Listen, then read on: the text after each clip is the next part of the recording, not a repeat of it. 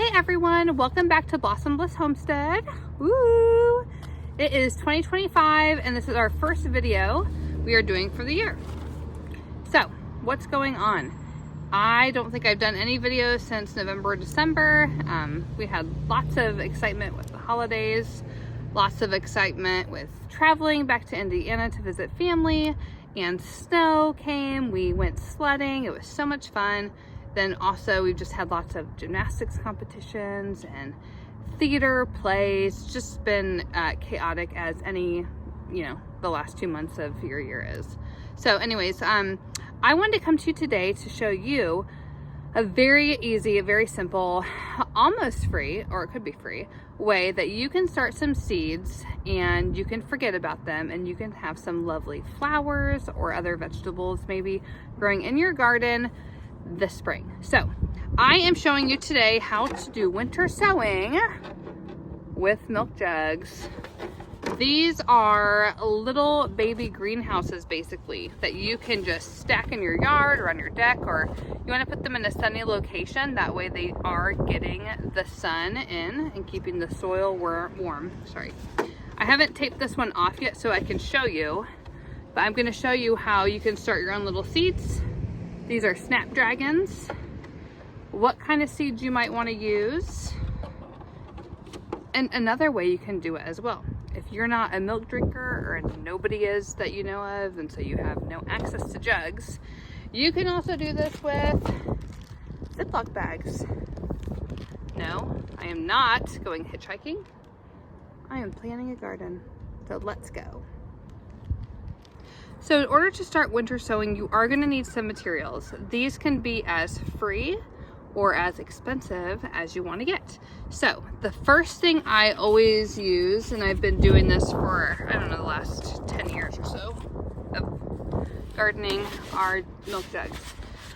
These act like little mini greenhouses for your seeds, and they will start sprouting and coming up just as soon as the weather is basically perfect for them.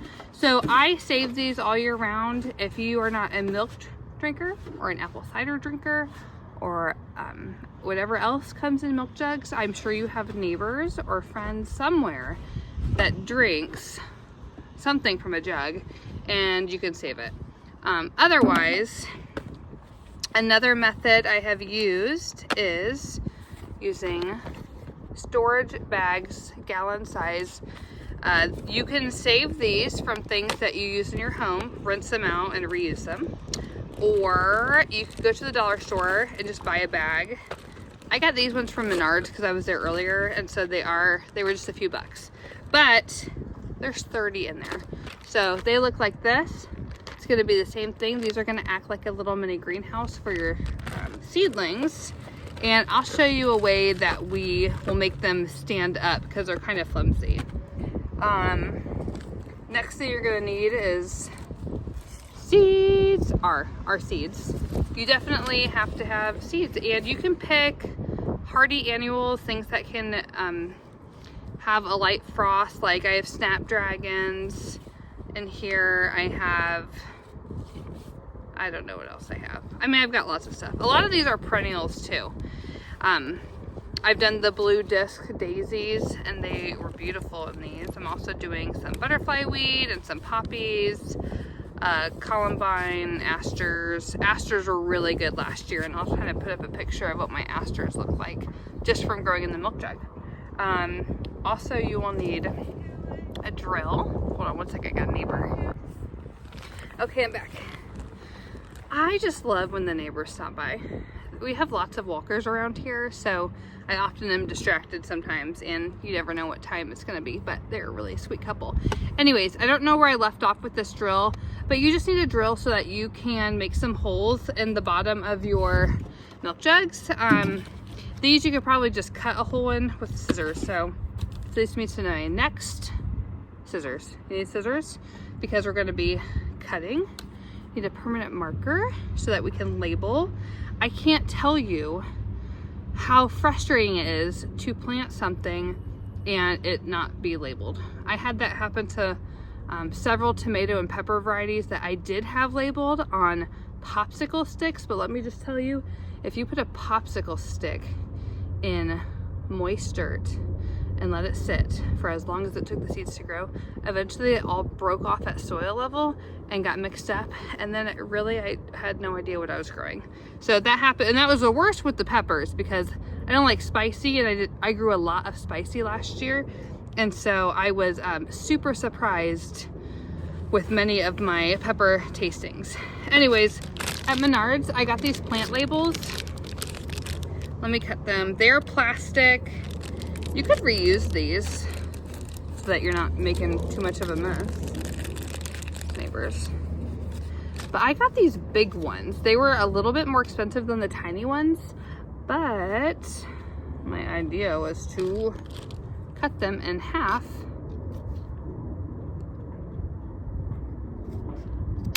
Oh yeah. And now I have 60, and those would be perfect. I have in the past written on here, and I think I wrote on here, but I'm pretty sure the sun, how do I say it? Like faded it so bad that by the time it was ready to plant, they also went away. And then that was, you know, these were just flowers, so it was kind of interesting because then I just planted mystery flowers everywhere. So those are the materials you need. Now let's go to step one. I'm back. A very essential ingredient you need, excuse me, oh gosh, is dirt. Don't forget your dirt, otherwise you can't grow anything. This is organic. This is what I got today, and it's a vegetable and garden blend. So it's not a potting soil. Potting soil is generally like really light and fluffy, and it doesn't have little bits of mulch and stuff. But otherwise I plant in my garden all the time, and it's full of crap everywhere. So I don't get real picky on buying the potting mix, especially because it was like $5 more. So just get you some dirt. You could even take it from your garden. It's whatever. So let's go to step two. Okay, so the first thing we're gonna do is set up our milk jug. See this little topper? Don't need it, but pick it up and recycle it because we don't like to litter the yard. So this is the first thing I'm gonna do, is I'm going to cut it about halfway or so. But here on this handle, I'm not cutting right here. So I'm basically cutting about 3/4 of it. That way this part will act like a hinge, and then you can just tape it shut when you're done. So let me start that. I kind of just stab it. Be careful. Do as I don't know. Just be careful. Start cutting it. So just cut all the way around. Here we go.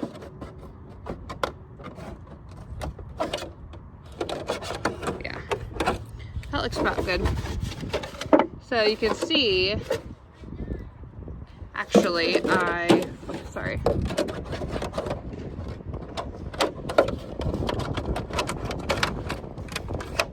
Do a little bit more. See, I cut almost, that'd be perfect. And see, now it's a hinge. So it's like, hello, filled me with seeds. That way you can garden and not have to do anything else. Okay, step one. Step two is we're gonna drill some holes in the bottom. So the easiest way to do that is just put it on the ground in the grass and go ahead and drill. Oh my gosh, I'm out of batteries. Well, anyways, did you see that hole? You can't really see it. See it that way? So you're gonna do that. I usually put 4 holes in it. Put however many you want. Fine. If you don't have a drill, just use your scissors. It will just poke in there. Oh gosh. Do a little twist. There's a hole. We'll do one more. There's a hole. Okay. We're pretty much ready for this guy. Okay, so this next process is super easy. Here we have our milk jug. We have our dirt.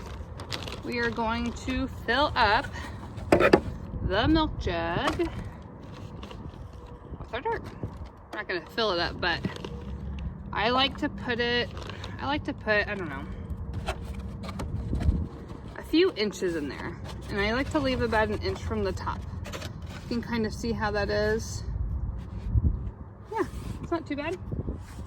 I also like to pre-moisten it before I put my seeds in. And you'll see why in a second. You see what's left of, this is Ollie. That was our, you can see it. That was the little snowman. My kids and my neighbors decided to build. And he's the only thing left. So, that's pre-moistened. You can also see how my neighbor still has all of their snow in their yard. And how mine has nothing, which means mine was the perfect spot to put a garden because we get full sun. So now we have our moistened dirt. It's great. Get your seed packet. First one we're doing is tall snapdragons. These ones are really pretty. And read how you're supposed to sow them. So, for instance, a lot of these might say surface sow, so that means we're just gonna sprinkle them on top.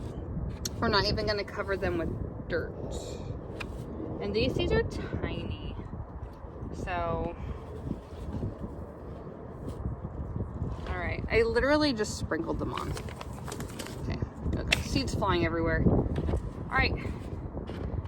What I do is then, if they say surface sow, I kind of like to give them a little push down, make sure I don't have any seeds on me. That way that I can make sure they have some good contact with the wet soil. And then I will put my little thing right here. I could put it right there, see? No, it's fine. I'm just gonna put it in here somewhere. It doesn't matter. And the only other thing you have to do is you're gonna close it. And I'm not prepared because I don't have duct tape, but you're just gonna duct tape. And then you're just gonna leave this out. You're gonna put it in your yard. It's gonna get rained on. It's gonna get snowed on possibly. You're not gonna water it because it's gonna get the condensation it needs from there. And you're just not gonna touch it. And then come spring, you'll start to be able to see little things peeking through. And then once they get about this size, or it's after the last frost date and they're ready to be planted, you just take this off, separate them and plant them out. So, super easy, almost free. It could be free, but you can have your own flowers and grow things, and you don't have to worry about watering or taking care of them. It's just very easy. Lazy gardening. Now the other option you could do was the baggies, and same thing here. I am gonna write on this one just to see if it stays. So, tall snap dragon. These are cute. And then, honestly, I'm just gonna go at the bottom and kind of just use my scissors and cut out a few little holes. You could probably just cut the ends off too. That might be easier, but we'll see. All right, so yep, see, you got all these little holes now. Step 2, 3, I don't know what step we're on, but you're just gonna fill it with dirt. So, got our dirt. Same thing, about a few inches of dirt. It's gonna look like that. It's already starting to leak a little bit, but then we're gonna get it a little bit wet. Okay, this is kind of nice because then you can kind of squeeze out any of the extra water. Okay. All right, so now we got that, and need our seeds. Baker Creek. It's great. They're also like only an hour from me. I can't believe it. So I'm gonna have to visit them sometime soon.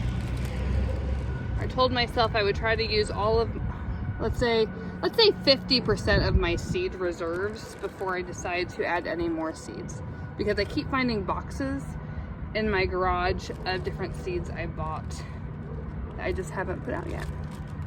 All right, so I'm gonna kind of be careful with this because I flattened it out a little bit. It could stay up like that. I closed it all the way except for about this much. So same thing, maybe almost halfway.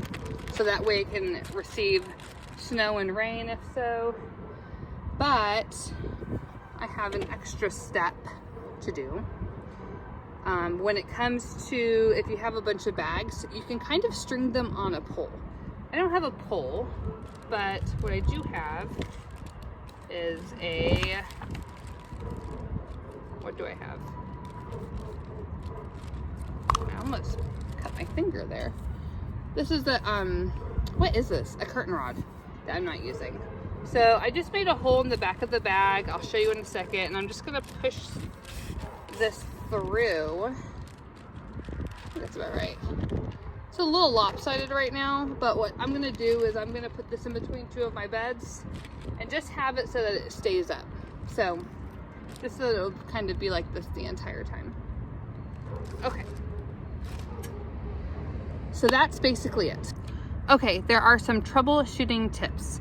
Every once in a while in the spring, when I'm kind of watching everything bloom, I sometimes will check my milk jugs just to make sure that it's not full of water or pooling. Maybe I didn't put enough holes or it's just not draining properly. So I will just double check sometimes to make sure that the water, or sorry, the soil isn't too muddy, I guess I must say.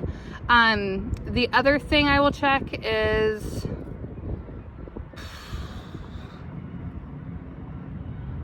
I don't know. I mean, I really don't check anything. I just put them in a sunny location and I forget about them. And then sometime in the spring, I am pleasantly surprised of milk jugs full of green stuff. So you can do this. It's free. It's fun for your kids.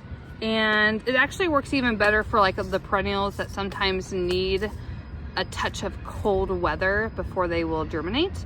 And these do germinate. These do germinate at different times. So if you see one milk jug that's just not taking off and nothing's happening, just leave it, because likely it will take off in a few weeks.